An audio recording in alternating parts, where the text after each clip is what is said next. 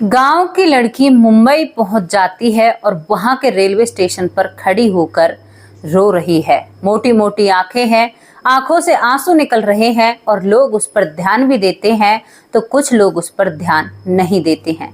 दोस्तों, वहां पर एक भीड़ सी जमा हो जाती है और वो लड़की उस भीड़ में अपने आप को अकेला महसूस करती है और बहुत घबराती है और उस रेलवे स्टेशन से भाग जाती है। क्यों भागती है और क्यों वो लड़की गांव से मुंबई पहुंच जाती है? और दोस्तों, उसने पहली बार मुंबई जैसे शहर को देखा था। क्या वो उस शहर में सेफ है या वो वहां पर संघर्ष कर पाएगी, रह पाएगी? आखिर उसके साथ ऐसा क्या हुआ जो वो अकेली मुंबई आ जाती है और वहां पर अकेली रह जाती है? ये पूरी कहानी आप लोगों को झंझोर कर जाएगी और सख्त उन बेटियों को हिदायत देगी जो हमारी बेटियां अक्सर व्हाट्सएप या फेसबुक आईडियों पर बात किया करती हैं अजीब अजीब लोगों से और उनसे रिश्ता बना लेती हैं। तो मेरी प्यारी बेटियों, आज के बाद इस कहानी को सुनने के बाद इस बात पर अमल करना, जिस अनजान व्यक्ति से आप दोस्ती कर रही हो या अपने रिश्ते को बढ़ावा दे रही हो, क्या वो आपको समझता है या जानता है? ये बहुत एक ऐसी स्टोरी है जो हमारी बेटियों को काफी सारी सीख देकर जाएगी। तो चलिए इस कहानी की तरफ चलते हैं। और कहानी की शुरुआत होती है एक गांव से। उत्तर प्रदेश का एक गांव होता है, वहां पर एक लड़की होती है महिमा। महिमा बचपन से ही बहुत तेज दिमाग है और बहुत चंचल स्वभाव की है। वो हमेशा मुस्कुराती रहती है। कभी भी घर में कोई लड़ाई भी हुआ करती तो वो कभी उदास नहीं होती है। हमेशा उसके चेहरे पर एक प्यारी सी स्माइल रहती है और सभी लोग महिमा के गुण गाया करते और पूरा गांव महिमा पर प्यार लुटाया करता। अब महिमा बड़ी हो रही थी, 12वीं क्लास में पहुंच जाती है। घर वाले महिमा को फोन दे देते हैं। और दोस्तों, महिमा का जो परिवार था वो अपने पिता की एक लौटती बेटी होती है और उसका पिता उस पर बहुत प्यार करता है क्योंकि महिमा उसके पिता की जान होती है और तो कोई औलाद है नहीं, एक ही बेटी है, तो उस पर पूरा प्यार लुटाया जाता है। अब यहाँ पर जब बेटी 12वीं क्लास जाती है तो पिता अपनी बेटी की सेफ्टी के लिए फोन दे दिया करते हैं और पास ही के शहर में बेटी पढ़ाई करती है। महिमा का पिता अपनी बेटी को गांव में भी नहीं पढ़ाता है। अब दोस्तों, महिमा के हाथों में फोन आ जाता है और वो फोन को चलाने लगती है। उसकी रुचि फोन में अब दिन पर दिन बढ़ती जा रही थी और पढ़ाई पर भी महिमा ज्यादा ध्यान नहीं देती है। महिमा 12वीं क्लास में फेल हो जाती है। पिता डांटते तो हैं लेकिन वो डांट नहीं होती जो बच्चे को कंट्रोल में करे। बिल्कुल हल्का सा डांटा जाता है और महिमा इस बात को हवा में उड़ा देती है। अब वो फेसबुक को इतना चलाया करती कि उसने अपनी आईडी भी बना ली थी और कई अकाउंट बनाए थे। तो दोस्तों, यहाँ पर महिमा फेसबुक भी चलाया करती तो उस पर महिमा की जो प्रोफाइल थी उस पर एक फ्रेंड रिक्वेस्ट आती है। अब महिमा सभी फ्रेंड रिक्वेस्टों को देखा करती लेकिन किसी को एक्सेप्ट नहीं किया करती। लेकिन उस फ्रेंड रिक्वेस्ट से महिमा थोड़ी सी इम्प्रेस हो जाती है और उसकी रुचि उससे बात करने में बढ़ जाती है। महिमा कई दिनों तक उसका कोई जवाब नहीं देती है, लेकिन जैसे ही जहां से फ्रेंड रिक्वेस्ट आई है उसकी प्रोफाइल चेक की जाती है तो उस महिमा जो फोटो देखती है, जो लड़का है जिसका नाम शायद फेसबुक पर जुगनू है, तो महिमा उसके नाम को और उसकी फोटो को बहुत ज्यादा पसंद करने लगती है। अब उसकी वो फ्रेंड रिक्वेस्ट एक्सेप्ट कर लेती है। फ्रेंड रिक्वेस्ट जब एक्सेप्ट हो जाती है तो उसके बाद दोनों में थोड़ी थोड़ी बातें शुरू हो जाती हैं। महिमा कभी भी अपने माँ बाप के सामने उस फेसबुक पर बात नहीं किया करती। जब माँ बाप इधर उधर हो जाया करते तभी महिमा फेसबुक पर बात किया करती। और जो जुगनू था दोस्तों, वो काफी सारे ऐसे मैसेजेस महिमा को भेजा करता कि एक लड़की उन्हें देखकर बस, क्योंकि आप लोगों को पता है किसी महिला की खूबसूरती का जहां पर जिक्र आए वहां पर महिलाएं खुश हो जाती हैं। हालांकि बुरा मानने की बात नहीं है।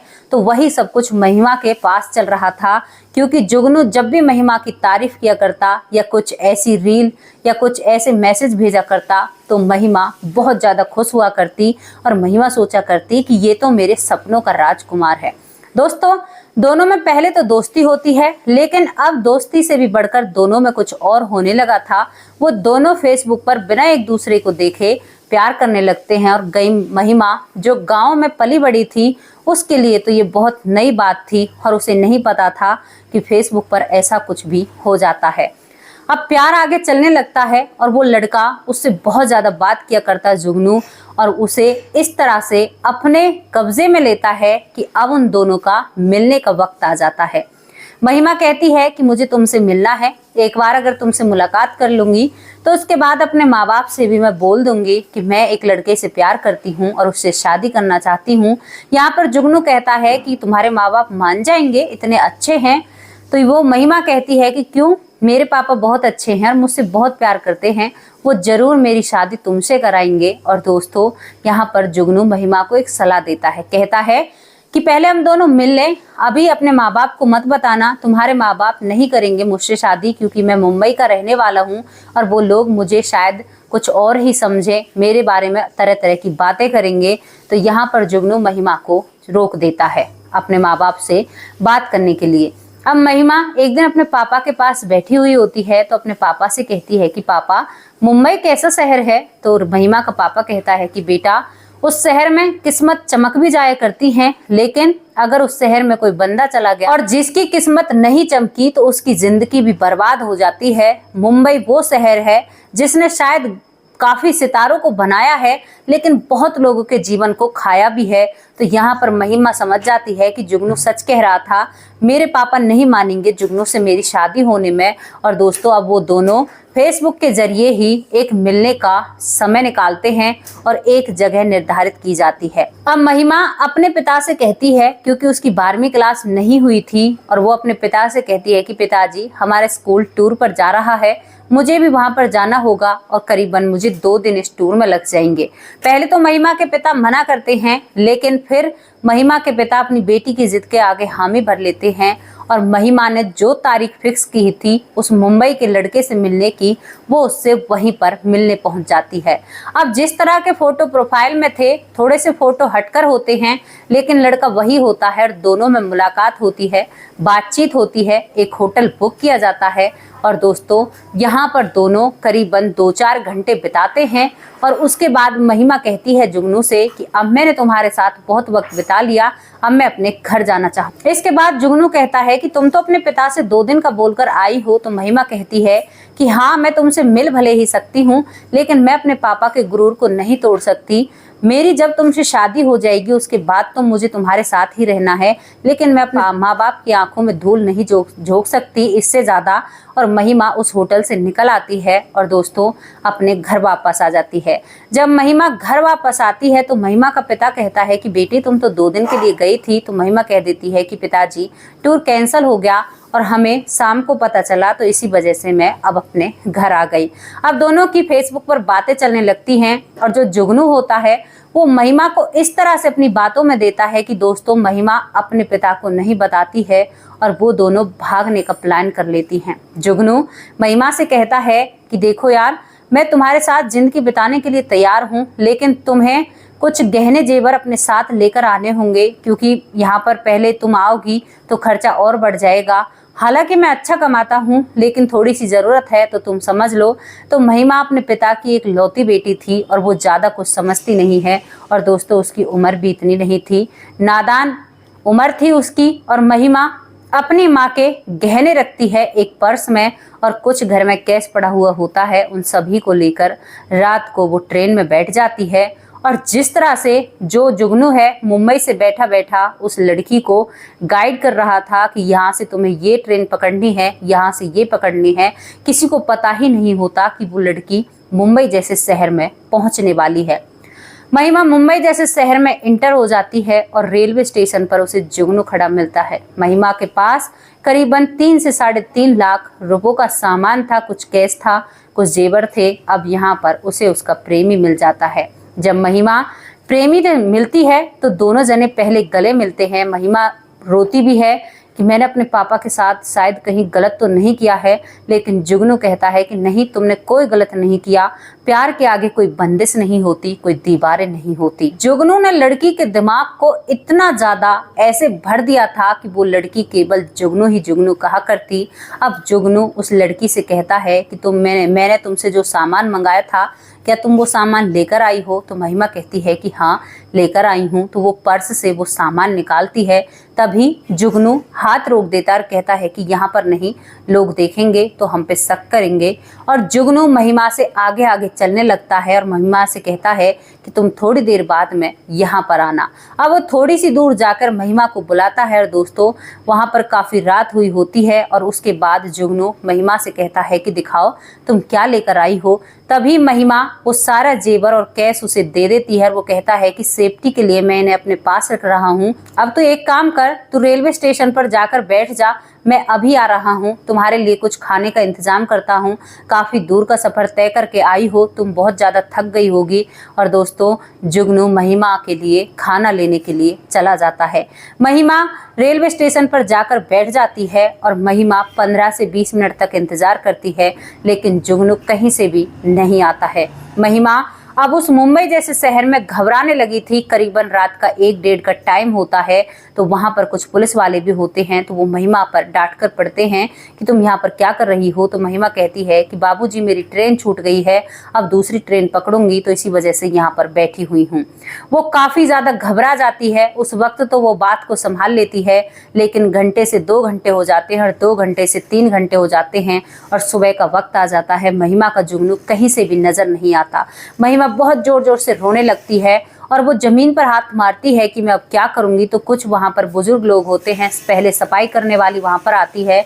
तो वो कहती है कि अरे तुम क्यों रो रही हो। तो महिमा उसे सारी सच्चाई बताती है। तो जो सफाई करने वाली थी वो काफ़ी बुजुर्ग महिला होती है। वो कहती है कि बेटी तेरी उम्र कितनी है। तो महिमा कहती है कि दादी मैं अभी तो 19वीं साल में चली हूँ। तो यहाँ पर वो बुजुर्ग महिला कहती है कि पहली बात तो बेटी तुम्हें ऐसा नहीं करना चाहिए था, अपने माँ बाप को तू कैसे एक आवारे लड़के के पीछे छोड़कर आ गई। तो वो कहती है कि दादी मैं इससे करीबन 1.5 साल से बात कर रही हूँ, लेकिन मुझे नहीं पता था कि ये मेरे साथ ऐसे करेंगे।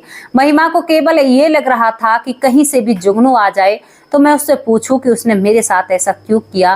तो यहाँ पर वो बुजुर्ग दादी कहती है कि बेटा वो कहीं से भी नहीं आएगा, चाहे तो कितना भी विलाप कर ले, उसे तो तेरी नज़रें, उसकी नज़रें तेरे सोने और कैश पर थी, इसी के लिए उसने तुमसे रोज बात की है। तो वो कहती है कि दादी 1.5 साल की बातें कोई कैसे भुला सकता है। तो वो दादी कहती है कि बेटा तू अकेली ही नहीं है, जाने कितनी लड़कियों से वो बात कर रहा होगा और रोज हर रोज उससे एक लड़की मिलने के लिए आया करती होगी। तो तू तो बहुत बड़े चुंगल में फंसी है, तो अब तेरा कुछ भी नहीं हो सकता। अब तू अपने घर लौट जा, अपने माँ बाप के पास लौट जा, तेरे माँ बाप तुझे आज भी अपने पास रखेंगे और दुलार करेंगे। तो महिमा और जोर जोर से रोने लगती है और टूट जाती है और कहती है कि दादी कौन सा मुंह लेकर अपने उस माँ बाप के पास जाऊं, पूरे गांव में मेरे माँ बाप की थू-थू हो रही होगी और मेरे माँ बाप कैसे जी रहे होंगे, मैं कैसे जाऊं, गांव वाले मुझे जीने नहीं देंगे। दोस्तों वो सफाई वाली महिला उस महिमा को खाना खिलाती है, क्योंकि काफ़ी टाइम से महिमा ने खाना नहीं खाया था। और इसके बाद जिस फेसबुक आईडी से महिमा जुगनू से बात किया करती वो आईडी भी खत्म हो जाती है। वहां पर कोई भी रिस्पांस महिमा को नहीं मिलता है और दोस्तों जहां से महिमा ने शुरू किया था वहीं से खत्म हो जाता है। एक ऐसी लड़की जो अपने परिवार को छोड़कर आ गई उस लड़के के प्यार में, जो लड़का शायद उससे प्यार करता ही नहीं था, केवल उसके पैसों पर उसकी नीयत थी। अब यहाँ पर वो बुजुर्ग महिला उसको समझाती रहती है। 1 से 2 दिन निकल जाते हैं। महिमा उसी के साथ साफ सफाई का काम कराया करती और कहती कि माँ जी मैं घर नहीं जा सकती, मैं कौन सा मुंह लेकर घर जाऊंगी। दोस्तों वो बुजुर्ग महिला काफ़ी उसे दिलासा देती है और उसका धैर्य बांधती है और उसे मतलब कि सपोर्ट करती है कि बेटी तुम्हें अपने माँ बाप के पास ज़रूर जाना होगा, क्योंकि तेरी छोटी उम्र है और वो तब भी तुम्हें खुश होंगे देखकर जब तुमने ऐसा किया है। तो चिंता मत कर, मैं तेरे साथ हूँ। दोस्तों यहाँ पर उस सफाई करने वाली को आपको सल्यूट करना होगा, क्योंकि उस सफाई करने वाली ने 19 साल की महिमा को अपने पास रखा और उसकी देख रेख की। पहले तो उस लड़की को उस गम से उभारा, उसके बाद महिमा कहती है कि दादी हम उसके खिलाफ कंप्लेंट दर्ज करते हैं। तो यहाँ पर वो दादी कहती है कि बेटा कहाँ से करूँगी, क्या कोई प्रूफ है तुम्हारे पास? एक भी तो तुम्हारे पास फोटो नहीं है और वो लड़का कहीं पर भी नहीं मिलेगा।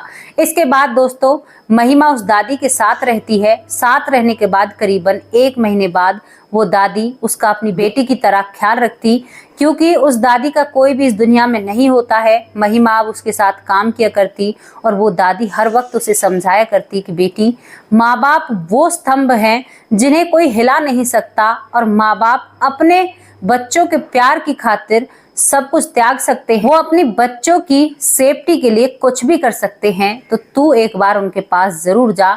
और वो अब एक दिन जो काम वाली दादी होती है वो झाड़ू फेंक कर मारती और कहती है कि कितने दिन तक मेरे पास काम करेगी और ये काम मुझसे कराएगी, मुझे तेरी आदत हो जाएगी और मैं फिर कैसे रहूंगी जब तू मेरे पास से चली जाएगी। तो महिमा की आंखें भर आती हैं, दोनों गले मिलकर बहुत जोर जोर से रोती है और महिमा कहती है कि दादी तू भी बेसहारा और मैं भी बेसहारा, हम दोनों एक दूसरे का सहारा हैं, तो फिर अब इसमें क्या कर सकते हैं जब विधाता ने हमारे लिए यही सब कुछ लिखा है। लेकिन दोस्तों आज उस दादी ने 2 टिकट कराई थी महिमा के गांव की और वो उसे जबरदस्ती अपने साथ लेकर बैठ जाती और कहती है कि तुझे मुझ पर भरोसा है ना। तो वो कहती है कि हाँ दादी मुझे तुम पर बहुत भरोसा है। और दोनों ही जनी महिमा के गांव पहुंच जाती हैं। पूरे रास्ते में ट्रेन में यही बात होती है। महिमा कहती है कि दादी कुछ हो तो नहीं जाएगा, मम्मी पापा कुछ कर तो नहीं देंगे, गांव वाले मुझसे क्या कहेंगे। तो वो कहती है कि सच्चाई का सामना करना सीखो बेटी, अगर ऐसे ही भागती रही तो जिंदगी तुम्हारी नरक हो जाएगी और तुम कैसे ये जीवन बिताओगी। अभी तो तुम्हारे सामने पूरी जिंदगी पड़ी है। और वो बुजुर्ग महिला महिमा को लेकर उसके गांव पहुंच जाती है। जैसे ही महिमा अपने गांव में एंटर होती है तो उसकी आंखें भरी हुई होती हैं, शर्म की वजह से गर्दन नीचे झुकी हुई होती है। लेकिन जैसे ही महिमा अपने घर की चौखट पर पैर रखती है तो उसकी माँ आज भी उसके लिए उदास आंगन में बैठी हुई है। पिता चुपचाप एक कुर्सी पर बैठे हुए हैं और कुछ सोच रहे हैं। जैसे ही वो बुजुर्ग महिला उस घर में घुसती है तो वो कहती है, घर के अंदर आती है तो वो कहती है कि अरे इस घर में कोई है क्या, इस घर के लोग घर में आए हैं और हमें तो कोई नजर ही नहीं आ रहा है। ये सब कुछ देखकर जो महिमा की माँ होती है उस बुजुर्ग महिला को देखती है, लेकिन जैसे ही देखती है कि इस महिला के पीछे तो एक लड़की है और वो लड़की हमारी ही लड़की है, तो महिमा की माँ भागकर अपनी बेटी को गले लगा लेती है। और पिता भी देखकर अपनी बेटी को दोबारा से गले लगा लेते हैं और वो फूट फूट कर रोने लगते हैं। कहते हैं कि बेटी तू कहाँ चली गई थी और क्या हुआ तेरे साथ, तुमने ऐसा हमारे साथ क्यों किया है। दोस्तों यहाँ पर कोई भी गिला शिकवा नहीं होता है। वो अपनी बेटी को लिपट लिपट कर रोते हैं क्योंकि उनकी एक लौती बेटी होती है। तभी महिमा अपने माँ बाप के पैरों में पड़ जाती है और कहती है कि पिताजी, माँ बाप की छाया से बढ़कर कोई छाया नहीं हो सकती। जो सुरक्षा हमारे माँ बाप हमारी करेंगे वो सुरक्षा हमारी कोई भी नहीं कर सकता। मुझे माफ़ कर देना, जो मैंने किया है ना उसका तो शायद कहीं पर माफ़ी है नहीं। लेकिन तभी वो बुजुर्ग महिला सारी सच्चाई महिमा के माँ बाप को बताती है और कहती है इस लड़की के साथ बहुत बुरा हुआ है, अगर तुम लोग इसका साथ नहीं दोगे तो ये लड़की कहाँ पर जाएगी, पूरी जिंदगी इसके सामने पड़ी है। दोस्तों ये बातें सुनकर जो महिमा के माँ बाप होते हैं उस बुजुर्ग महिला का बहुत धन्यवाद करते हैं, उसके पैर छूते हैं और महिमा से जो नाराजगी थी वो एक पल में खत्म हो जाती है और कहते हैं कि बेटा तेरे साथ अगर ऐसी बीती थी तो तू वापस भी आ सकती थी। हमें पता है तेरी उम्र इतनी नहीं है, हम तुम्हें समझाते, हम तुम्हें समझते, तू हमें समझती। तुमने इतना पराया हमें कब से समझ लिया जो हम तुम्हें नहीं समझेंगे। और यहाँ पर सभी लोग गले मिलकर रोने लगते हैं। अब दोस्तों यहाँ पर सब कुछ सही हो जाता है। उसके बाद जो महिमा के साथ दादी आई है उसका जाने का वक्त हो जाता है। तो जैसे ही वो दादी उस घर से चलती है तो महिमा उसका हाथ पकड़ लेती और कहती है कि बाबा कैसा हो अगर मैं इस दादी को अपने पास रख लूं, क्योंकि इस दुनिया में इनका कोई भी नहीं है और मैं इनका सहारा थी, ये मेरा सहारा थी। अगर ये ना होती तो शायद आज मैं इस दुनिया में ना होती। मैंने उस दिन बहुत कुछ सोचा जिस दिन जुगनू मुझे छोड़कर गया था। ये बात सुनकर पहले तो उसके माँ बाप थोड़ा सा झिझकते हैं, लेकिन उसके बाद वो भी मान जाते हैं। लेकिन बुजुर्ग महिला बार बार कहती है कि अरे नहीं, ऐसे कैसे मैं यहाँ पर रह सकती हूँ, मैं वहाँ पर काम करती हूँ। तो यहाँ पर जो महिमा होती है वो कहती है कि नहीं दादी, अब आपको हमारे ही पास रहना होगा और यहीं पर मैं आपकी सेवा करना चाहती हूँ। दोस्तों वो दादी वहीं पर रह जाती है, महिमा उसकी सेवा करती है। उसके बाद 2-3 साल बाद जब महिमा बड़ी हो जाती है और भी ज़्यादा और वो समझदार हो जाती है, उसके लिए एक लड़का तलाशा जाता है। और दोस्तों यहाँ पर जो महिमा के माँ बाप थे उन्होंने साफ साफ शब्दों में कह दिया था कि हमारी बेटी के साथ ये सब कुछ घटित हुआ है, अगर आपको शादी करनी है तो बताना और नहीं करनी है तो बताना, हम किसी के साथ धोखा नहीं करना चाहते। और दोस्तों महिमा को एक सच्चा प्यार मिलता है अपने पति के रूप में, क्योंकि महिमा की सच्चाई जानते हुए वो लड़का महिमा से शादी करता है, वरना बहुत सारे रिश्ते महिमा के लौट जाते हैं। और यहाँ पर दादी सबसे ज्यादा डांस करती है महिमा की शादी में, और ये शादी बहुत अच्छे से होती है। महिमा को महिमा के सपनों का राजकुमार मिल चुका था। महिमा अपनी गृहस्थी में चली जाती है, कभी अपनी दादी को अपने साथ ले जाती है, कभी माँ बाप के पास छोड़ देती है जिसको उसने दादी बनाया था, और ये परिवार खुशी हो जाता है और सुखी हो जाता है। और महिमा के पिता कहते हैं कि बेटी, अक्सर मुझे मेरी माँ की याद आया करती थी, लेकिन ये जो मेरी माँ आई हैं, आज से यही मेरी माँ है, अब मुझे मेरी माँ की याद नहीं आती है। तो दोस्तों, यहाँ पर एक लड़की एक लड़के के प्यार के बहकावे में आकर अपने सारे घर का गहना जेवर लेकर पहुंच जाती है उस लड़के से मिलने के लिए और उसके साथ सपनों की उड़ान भरने के लिए। लेकिन जब सच्चाई सामने आती है ना, तो बहुत हमारे बच्चे ऐसे हैं जो अपने आप को ही खत्म कर लेते हैं या दिमाग में तरह तरह की बातें लाते हैं। उन सभी बच्चों से कहना है, पहली बात तो आपको गलती नहीं करनी है। दूसरी बात, अगर आपसे गलती भी हो जाए तो पहले अपने आप माँ बाप के सामने जाकर खड़े होइए। वो आपके माँ बाप हैं, वो आपको संभालना जानते हैं, वो आपको जानते हैं, वो आपके साथ कभी भी गलत नहीं होने देंगे। बुरे विचार दिमाग में बिल्कुल भी नहीं लाने चाहिए और किसी भी ऐसे ऐरे गहरे नत्थु खैरे को कभी भी अपना मुंह लगाना नहीं चाहिए। दोस्तों, आपके लिए एक अच्छी जिंदगी आपका इंतजार कर रही है, जिसके साथ आपकी शादी होगी। तो कैसी लगी आप लोगों को स्टोरी, आप अपनी राय कमेंट बॉक्स में रख सकते हैं। केवल उन लड़कियों के लिए है जो फेसबुक पर चैट करती हैं या बातें करती हैं, तो सभी को सावधान और सतर्क रहना चाहिए, कभी भी किसी के बहकावे में नहीं आना। चलिए, कल फिर मिलते हैं ऐसी ही सच्ची और अच्छी स्टोरी के साथ। तब तक के लिए नमस्कार, जय हिंद, जय भारत।